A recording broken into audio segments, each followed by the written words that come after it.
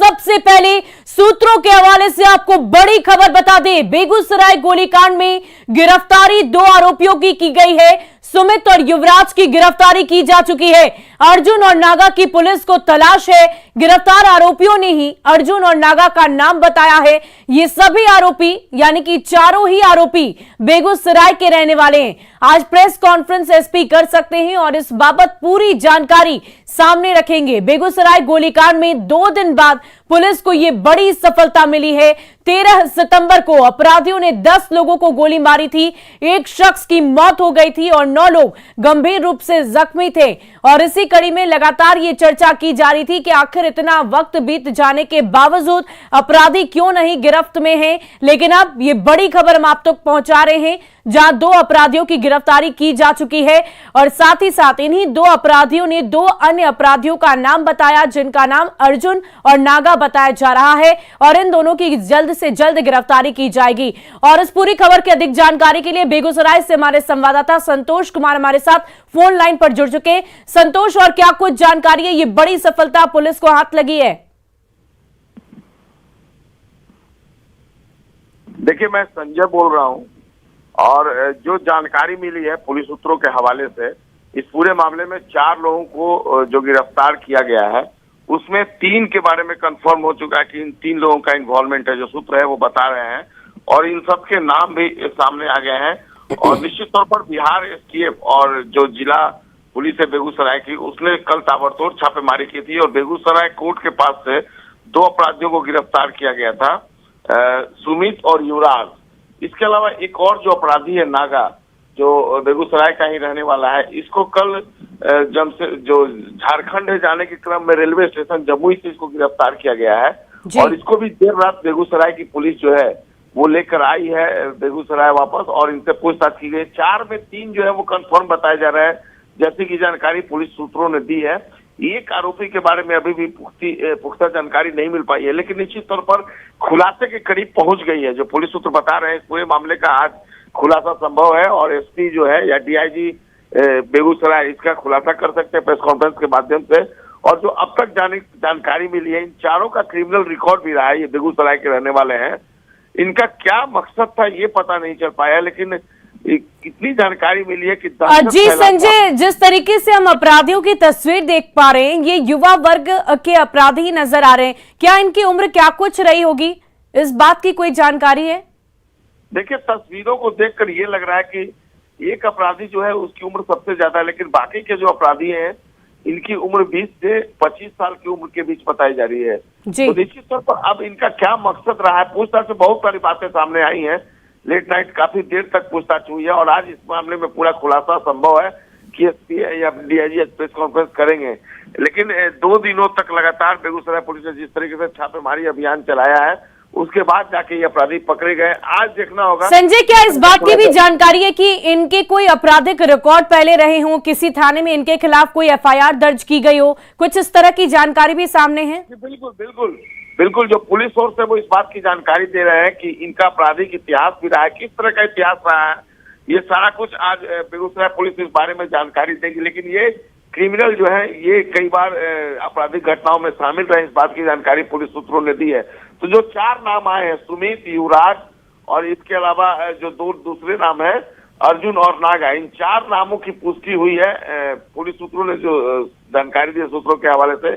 इसमें 3 तो कंफर्म है और देखना होगा चौथे के बारे में क्या जानकारी पुलिस वाले देते हैं। लेकिन इतना तय है कि पुलिस आज इस पूरे मामले में खुलासा कर सकती है। जी, बहुत बहुत शुक्रिया संजय हमारे साथ जुड़ने के लिए, तमाम जानकारी के लिए। तो ये बड़ी खबर आपको बेगूसराय से बता रहे थे, जहां 2 अपराधियों की गिरफ्तारी की जा चुकी है और 2 अन्य की तलाश अब भी जारी है। और बेगूसराय गोलीकांड को लेकर जाति और धर्म वाले बयान पर सीएम नीतीश ने सफाई दी है। बावजूद इसके सत्ता पक्ष को अब भी ये शक है कि गोलीकांड के पीछे सियासी साजिश हो सकती है। सत्ता पक्ष के ऐसे आरोपों पर बीजेपी ने नए सिरे से सवाल खड़े कर दिए हैं। इसका मतलब है कि कोई ना कोई करने वाला जानबूझ करके धंधा किया है। एक तरफ नहीं, एक तरफ जहां पर किया है गड़बड़ी वो सब पिछड़े वर्ग के हैं और एक तरफ जो हंगामा हुआ है वहां पर मुस्लिम कम्युनिटी के हैं। तो इस तरह से करके कोई ना कोई धंधा जरूर किया और हमने कहा है कि हर तरह से एक एक चीज का पता करिए। का है, तो वहां का आदमी जो बोल रहा था तो ही ना हमसे पूछे तो बोल दिए कि उस इलाकवा में जहां भी हुआ, आज इसको मार दिया वो कौन था, लेकिन घायल हुआ है उसमें तो विभिन्न जातियों के भी लोग हैं। मुख्यमंत्री ने सफाई देने के साथ ही गोलीकांड पर हो रही सियासत पर भी सवाल उठाए। वो सबका कोई मतलब नहीं है, उस सबका कोई सेंस है। लेकिन आज तक इतने दिनों से रहा है, जरा जितना जो लॉ एंड ऑर्डर को देखते थे वो कभी देखा है? एक एक चीज को देखे हैं। अब कोई कहाँ गड़बड़ किया है वो तो पते चल जाएगा। सब एक साथ हैं तो इन लोगों को तो जो पूरे बिहार में स्थिति होने वाली है इसीलिए कुछ अंड मंड बोल रहे हैं। हम तो बोल ही न रहे हैं भाई कि खाली प्रचार प्रसार करते रहता है। हम तो ही ना बोल देते हैं कि कोई काम करता है, आज तक कोई काम करता है, हमको नहीं बोलेगा अंड मंड, तो बोलते रहो। वहीं डिप्टी सीएम तेजस्वी यादव ने गोलीकांड पर सवाल उठा रही बीजेपी पर ही समाज में जहर घोलने का आरोप लगा डाला। जनता का राज है, उसमें कहाँ दो राय है। बीजेपी के चक्कर में काहे आप लोग पड़े रहते हैं? बीजेपी का मतलब ही बड़का झूठा पार्टी है। जो कहती है वो करना नहीं है उनको, समाज को तोड़ना, समाज में जहर बोना, यही काम है भाजपा का। कोई मतलब है इनका? इनको तो जनता आने वाले समय में सबक सिखाएगी। वहीं बीजेपी ने सरकार को कटघरे में खड़ा करते हुए मामले की निष्पक्ष जांच की मांग की है।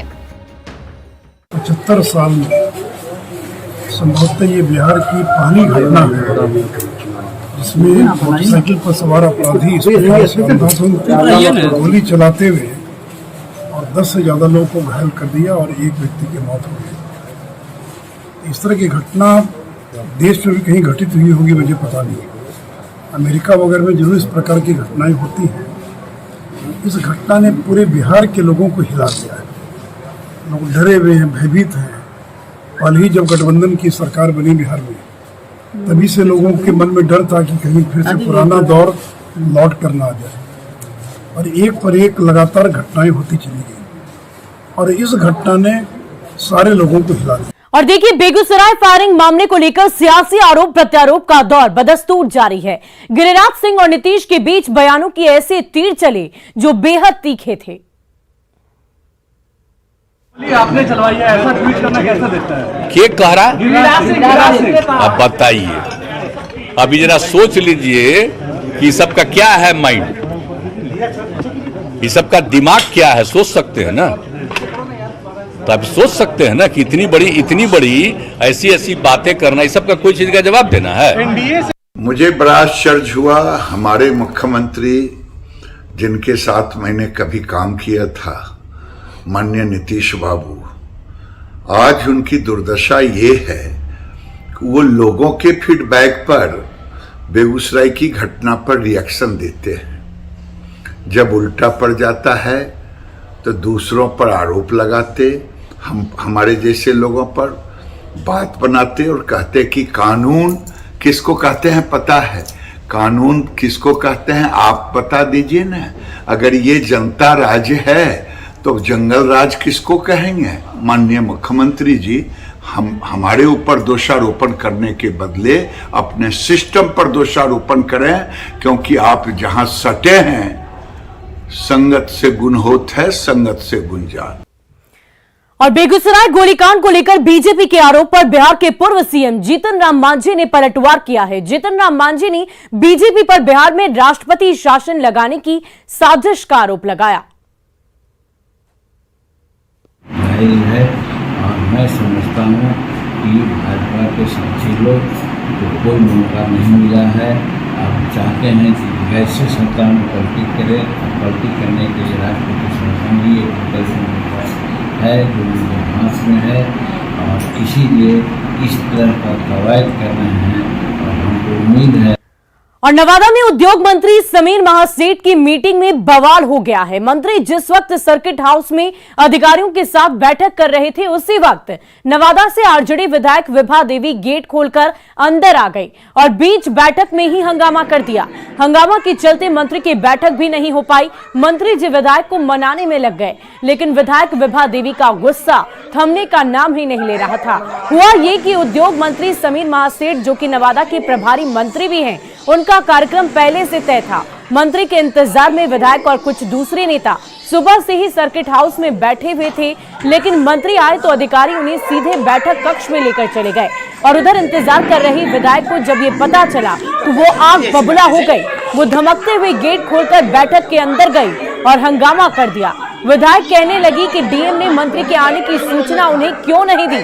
आपको बता दें कि विभा देवी पूर्व विधायक और नाबालिग से रेप के दोषी राजबल्लभ यादव की पत्नी है। मंत्री के काफी समझाने बुझाने के बाद वो किसी तरह शांत हुई और इतना ही नहीं, मंत्री जी इस कोशिश में भी दिखे कि हंगामे की बात मीडिया में ना जाए और इसे लेकर उन्होंने मीडिया वालों से हंगामे का वीडियो डिलीट करने के लिए भी कहा।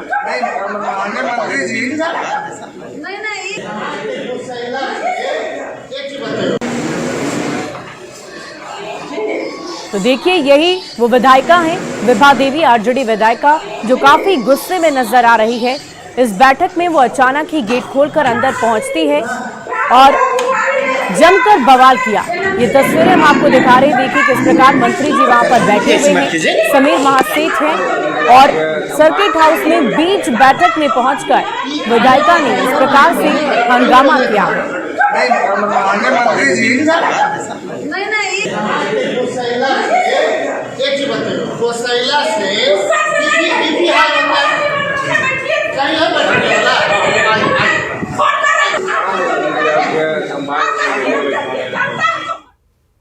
तो क्या लगता है आखिर आप मीटिंग से बाहर निकल के आए, मैडम जो बात बोली क्या सत्यता क्या है सर? कहाँ मीटिंग? आप तो मीटिंग से बाहर आ गए सर। आप देख रहे थे क्या?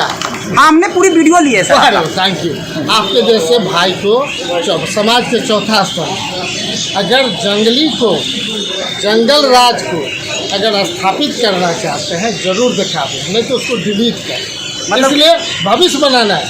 हमारा तो भविष्य बन गया, आप जिस उम्र के हैं ना, आपको भविष्य बनाना। 9 बजे से हम लोग के देखे और इसी बीच सूत्रों के हवाले से बड़ी खबर आपको बता दें, बेगूसराय गोलीकांड में गिरफ्तारी की गई है। 2 आरोपियों की गिरफ्तारी हुई है। सुमित और युवराज की गिरफ्तारी की गई। अर्जुन और नागा की पुलिस को अब भी तलाश है। आपको बता दें कि गिरफ्तार आरोपियों यानी कि अर्जुन और नागा का नाम बताया गया है। बेगूसराय के रहने वाले हैं ये चारों आरोपी।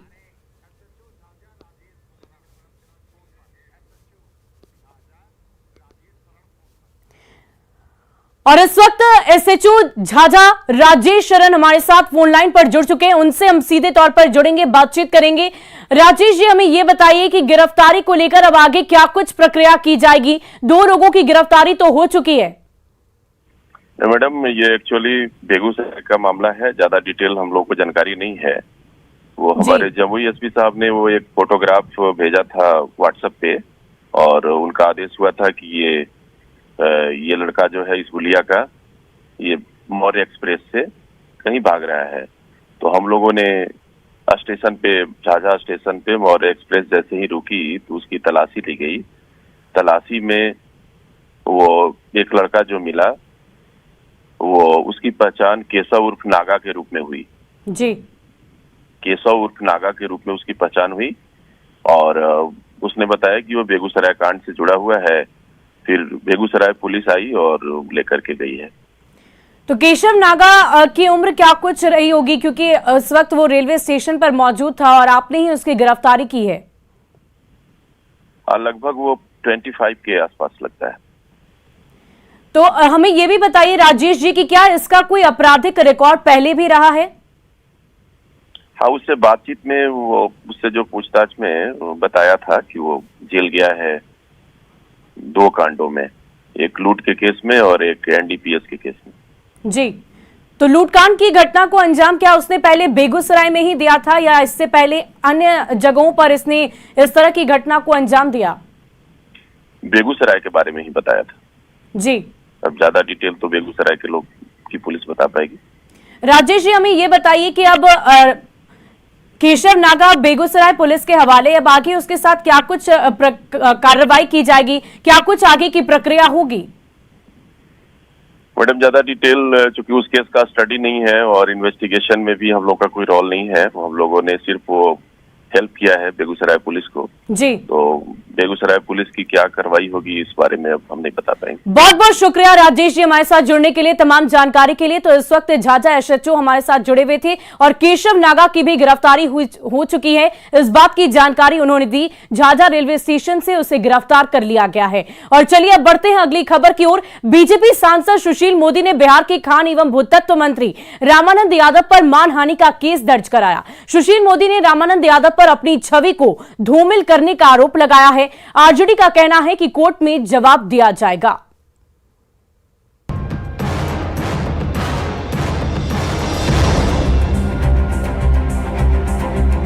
बिहार के खान एवं भूतत्व मंत्री रामानंद यादव पर मानहानि का मुकदमा दायर हुआ है।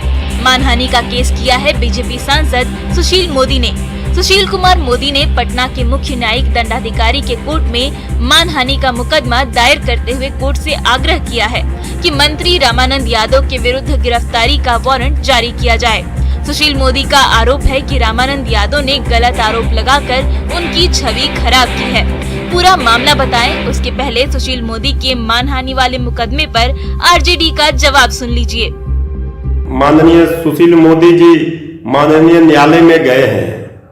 अब न्यायालय में माननीय मंत्री जी अपनी बात रखेंगे, कानूनी प्रक्रिया के तहत जवाब दिया जाएगा। लेकिन ये सब गिदड़ भभकी से कोई आरोप गलत साबित नहीं हो जाते हैं। धनबाद में जमीन विवाद को लेकर निर्माण कार्य को रुकवाने गई पुलिस टीम पर मारपीट। रामानंद यादव ने भी पलटवार किया। रामानंद यादव ने आरोप लगाया कि सुशील मोदी ने पटना के लोदीपुर में उप मुख्यमंत्री रहते ताकत का बेजा इस्तेमाल कर क्रिश्चियन सोसाइटी की जमीन पर कोर्ट से हारने के बाद भी मॉल का निर्माण करवाया। वहीं सब्जी बाग की क्रिश्चियन सोसाइटी की जमीन पर भी जबरदस्ती कब्जा कर खेतान मार्केट बनवाया। लेकिन रामानंद यादव ने आरोप लगाया कि लोदीपुर, जहां इस वक्त हम खड़े हैं और ये जो आप बिल्डिंग देख रहे हैं, लोदीपुर में ये जो बिल्डिंग बनी है यह विवादित जमीन पर बनी है और यह बहुमंजिली इमारत सुशील मोदी ने ही बनवाई है। रामानंद यादव के आरोपों पर सुशील मोदी ने उन्हें चैलेंज किया कि अगर आरोप सही साबित हो गए तो वो अपनी संपत्ति उनके नाम कर देंगे, नहीं तो वो सार्वजनिक रूप से क्षमा मांगे। रामानंद ने जब इस मामले में कोई सबूत पेश नहीं किया तो सुशील मोदी ने उनके खिलाफ मानहानि का मुकदमा दायर करा दिया। देखना ये होगा कि सुशील मोदी के मानहानि पर रामानंद यादव क्या जवाब देते हैं और क्या सबूत पेश करते हैं। न्यूज़ 18 के लिए पटना से शैलेंद्र के साथ आनंद अमृतराज की रिपोर्ट। और चलिए बढ़ते हैं अगली खबर की ओर। पटना के राजकीय आयुर्वेदिक कॉलेज की लाइब्रेरी में किताबों की अब कोई कमी नहीं है। यहां प्राचीनतम से लेकर दुर्लभ किताबों का संग्रह देखने को मिल रहा है। मेडिकल स्टूडेंट्स अब ज्यादा से ज्यादा समय लाइब्रेरी में ही देते हैं क्योंकि यहां प्रतियोगी किताब से लेकर मेडिकल, आध्यात्म, चरक संहिता, पंचकर्म से जुड़ी कई दुर्लभ किताबें पढ़ने को मिल रही। आयुर्वेदिक कॉलेज की लाइब्रेरी का जायजा लिया हमारे संवाददाता रजनीश कुमार ने। अभी हमारे हाथ में सबसे पुरानी पुस्तक चरक संहिता है जिसका एडिशन काफ़ी पुराना है। पंडित गणनाथ सेन जी का लिखा हुआ है यह, और बहुत पुराना एडिशन है जो हमारे लाइब्रेरी में उपलब्ध है।